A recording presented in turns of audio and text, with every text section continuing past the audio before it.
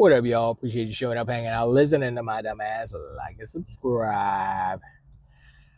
So, I was chilling last night, uploading the video.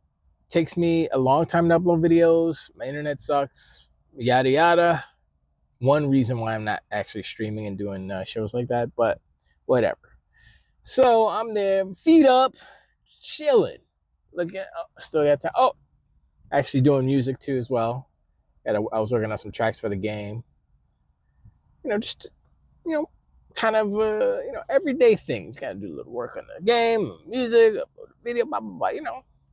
Then I turn on YouTube. I throw it on my Xbox. I was like, let's put that in the background. Dirt comes on. Mr. Dirt Griggity himself, Blackness, Darkness comes on the screen. And he's like, blah, blah, blah. How you doing? Detroit education, all that stuff, And he commences to break the news to my brain, to my eyes, to my ears, that PlayStation, Sony, is hiring. They're hiring for new spots in their ever expanding goal to expand. They're hiring. I forgot the exact global marketing, multi-platform, blah blah. I forgot what the actual title was, but basically, they're hiring people to oversee the the intricacies of putting games on other platforms. The list of platforms were outside of PlayStation console were, I believe they said PC. I'm not too sure if they said that or not, but they said PC, Nintendo, Switch, Xbox, mobile. I think that was it. Oh yeah, that was the Ouya was. Anyway, so I was like, okay, and what I did was I searched for more content creators talking about this, and so who else was talking about it? I think Doc Dark definitely talked about it. Shout out to him. Shout out to Dirt. Sean. Did Sean? I think it was way too late for Sean. Was Betty? Sean was about to wake up for the next day. That's how late it was. It was like it'd be past 10 o'clock or something. And a lot of people did late night shows. Shout out to Sigs and Serial. He's a new one. He's a new one. He's a freshman class. The YouTube freshman class, 2025. He's coming up. He's good. I give him props. He's got a lot of energy. I like him a lot. But he went about an hour and 40 minutes on Lono on Reforge. And Reforge, dude, I have to go. I gotta listen to Sacred Symbols, even though it's like a 29-hour podcast. I gotta listen to the Lords tomorrow. I gotta listen to Dreamcast. I gotta listen to all these fools. Now Lano is in denial. He's in denial because he was like, the reason why they're doing this is they're just hiring someone to look at the numbers to show that it's viable for them to put their games on. I'm like, no. They see that it's viable by looking at their own numbers at Forza Horizon 5. The best-selling game on PlayStation is not a PlayStation game. It's actually not a third-party game. It's their arch enemy's game. It is their competition's game. That game shouldn't be doing better than Game of the Year exclusive Astrobot. It shouldn't be, but it is. Then you ask yourself, why? Why is it even better? Why? It's a better game, mate. I'm going to just say it straight out. Forza Horizon 5, better game than Astrobot. Hands down. I don't care how good Astrobot is. It ain't that good. And another thing, which I just totally forgot. But yeah. So yeah, Astrobot is not all that. And you look at Forza. I mean, Forza Horizon has just been, it's been good. The first one was good, and I played it. I remember I said this before. It's like it's good, but it's like, oh man, I wish you could just drive in the grass and stuff. You know, it's just for the roads. Then the next game, it was just open world for real. And that was the beginning and the end for any other racing game, because nobody else can compete with that. That's just, you know. And Sony, look, I said Xbox is dead because they changing the game, they changing the rules of the game, and with that change, they had to change. And so the old Xbox is dead. The new Xbox has risen, and they are wrecking shop. They're making that money. They're doing the things that they need to do to survive and to grow the industry. And Sony sees these numbers. They see what Sea of Thieves is doing. Sea of Thieves. They see what Forza Horizon 5 is doing. And they know when Forza Horizon 6 jumps off, if it's day and date, then that's whatever. But if it's exclusive, if it has like a timed exclusive thing, and I think it will, there might be some migration. There might be some casuals that don't care about exclusivity because they ain't even playing those games because there's nobody buying those games. They're just playing Fortnite and Madden and FC, Football Club and stuff, and Call of Duty. All games that just can be had on the Xbox. Once that handheld Xbox comes out, and you can play all those games on the handheld, come on, son. It's like, it's the best of both worlds. It's like, yo, I used to be on the Switch, but now I growed up. I'm a young adult, teenage person now, and I don't want no kiddie games. I want to play Call of Duty. I want to play my Steam library because I built a Steam library. I want to take it to go. I'm used to playing on the Switch, but bam. Xbox ROG Ally, ROG Xbox Ally X, or the regular. It's like the perfect device for the generation that's growing out of the Switch into whatever, like laptops and PCs. And the whole talking point for these ponies and duck unicorns, where it's like, oh, it's not a console, it's a PC hybrid, blah blah blah, right? And I'm like, idiot, that's what they're gonna want to buy.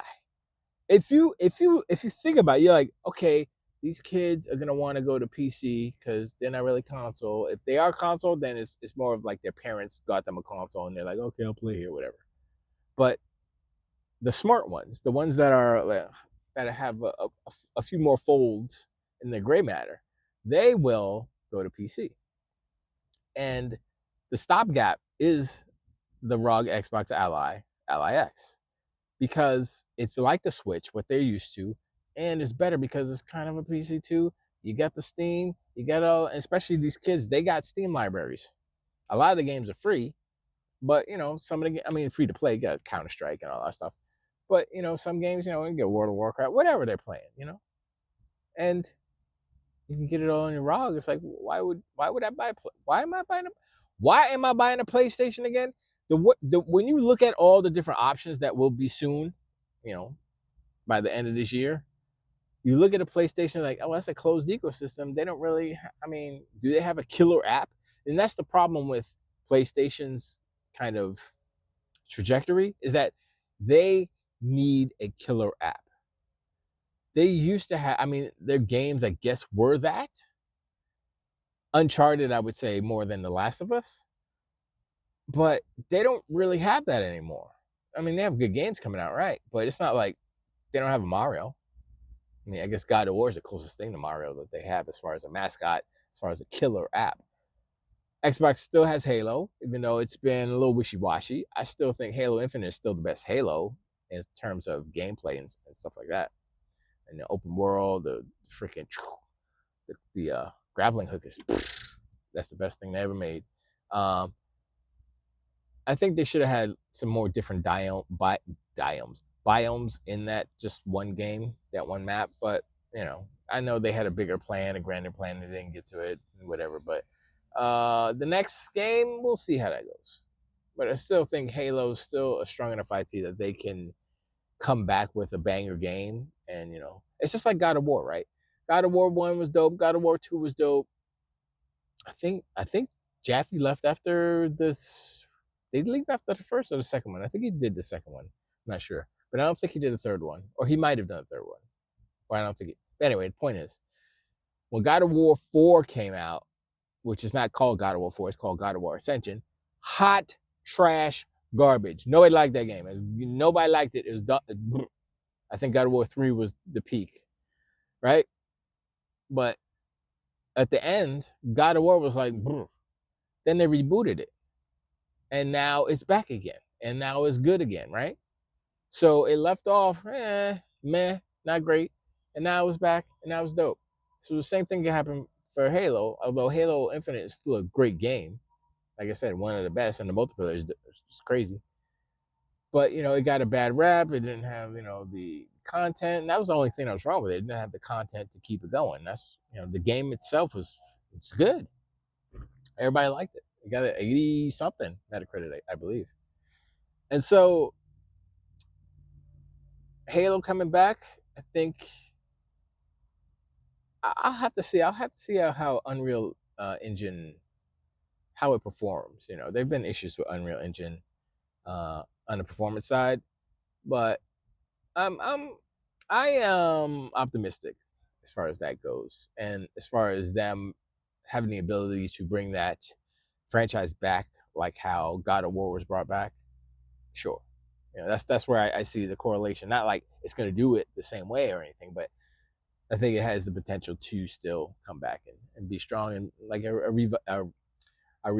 not revision, but a renaissance of Halo. No, revival of Halo, if you will.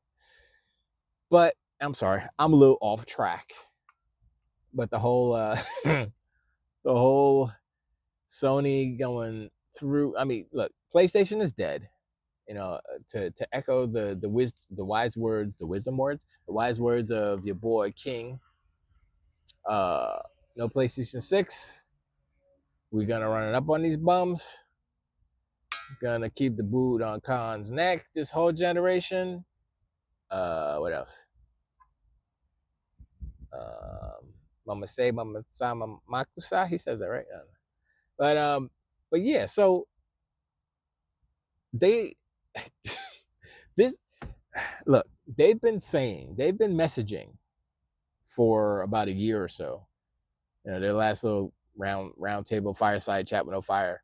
They were like, yeah, multi-platform, and they were saying these things all vague, and they were saying, well, yeah, we're gonna concentrate on it, right? And then the opponents of Donkey Unicorns, they listen to it, and they're particular about the words, right? So they're like, oh, they're talking about multi-plat, they're talking about games of service, blah blah blah. And it's like, I mean, you're inferring that, but it's not what they said. And so in this latest thing that happened last night, they said nothing about gas games. They said nothing about multi-plat, games of service games or anything like that. They just said games, multi-platform games, first party, off of PlayStation, not on PlayStation. We are third party. Sony, that's us. PlayStation, we're third party game. That's what they're talking about. And so Lano and all these other issues, these guys, the Illogician and everybody else, they're gonna add a little bit of sprinkle and try to change it to something that they need to believe in, not the truth, not the facts. But hey, that's what I think they're talking about, right? Because it helps my narrative and my channel. Oh my gosh, dude, I was was it Six and Serial? I think it was Six and Serial. He was reacting to Reforge, talking about no. Was it Six? I can't remember, but he was reacting to Reforge's video. Reforge's video sitting there having a pity party for himself because he doesn't want to talk about stuff, right? So I'm like, he is gonna not have a.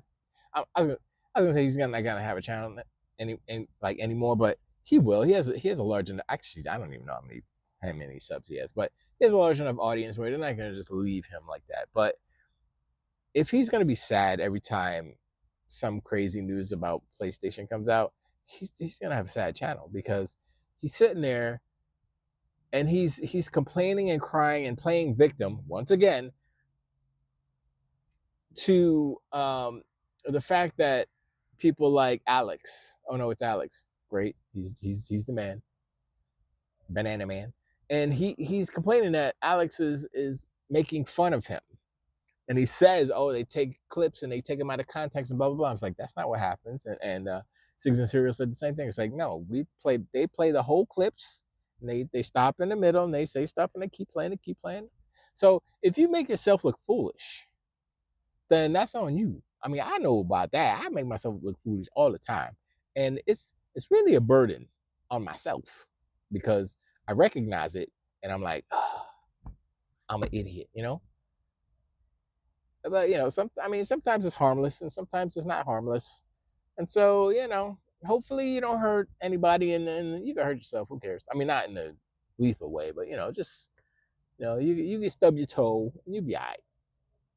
But look, if you're gonna sit there and literally lie and then call everyone else liars, I'm like, I can't watch his videos because I'm like, but I might have to start watching them and reacting to them because he is one of the problems with the community and the industry as a whole, because he says things that sound smart and he influences people who don't know any better.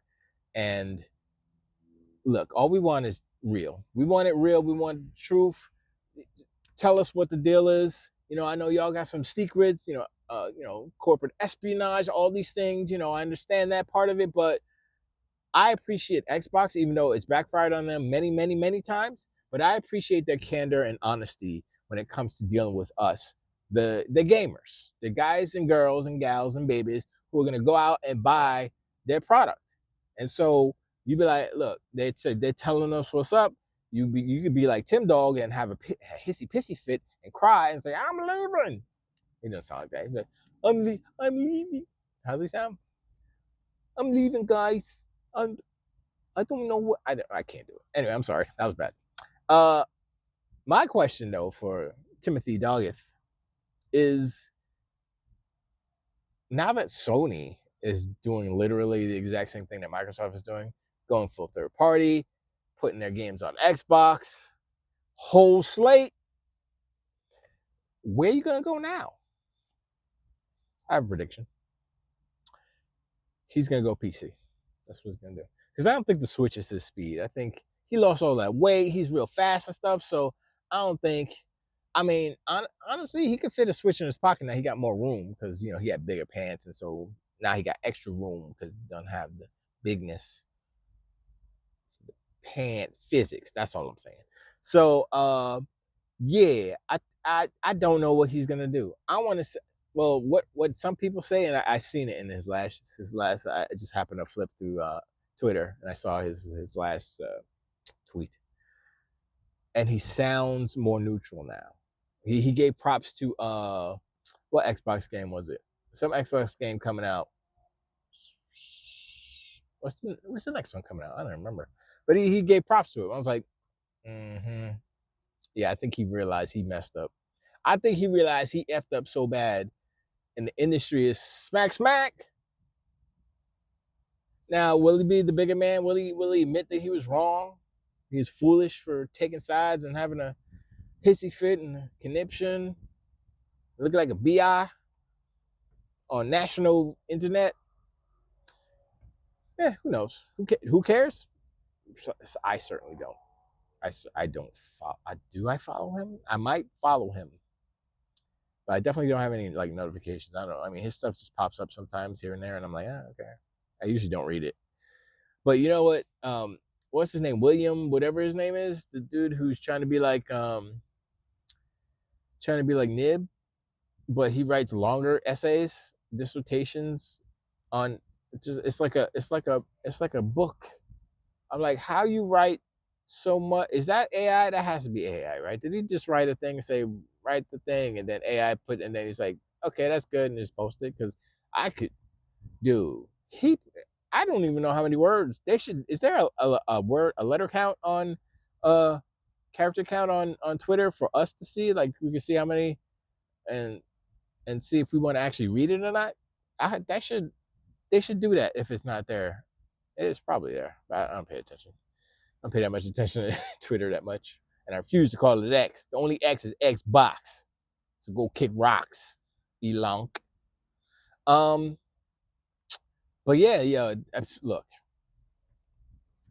I've always said PlayStation lacks the creative spark that they used to have.